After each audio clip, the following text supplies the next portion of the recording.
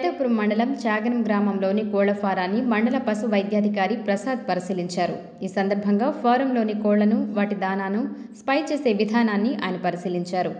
అనంతరం కోళ్ల ఫారంలో పనిచేసే సిబ్బందికి బర్డ్ ఫ్లూ వ్యాపించకుండా తీసుకోవాల్సిన జాగ్రత్తల గురించి వివరించారు. ఈ సందర్భంగా ఆయన మాట్లాడుతూ, బర్డ్ ఫ్లూ విషయంలో మండల ప్రజలు ఎలాంటి ఆందోళన చెందవలసిన అవసరం లేదని, బాగా ఉడికించిన మాంసం, గుడ్లు తినవచ్చునని చెప్పారు.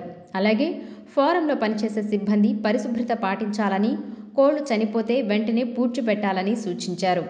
ఈ వ్యాధి కోళ్ల నుండి కోళ్లకు మాత్రమే వ్యాప్తి చెందుతుందని, ప్రజలకు ఎలాంటి నష్టం లేదని చెప్పారు. ప్రస్తుతం సైదాపురం మండలంలో ఎక్కడా కూడా బర్డ్ ఫ్లూ లక్షణాలు లేవని, అయినా తగిన జాగ్రత్తలు తీసుకోవాలని సూచించారు.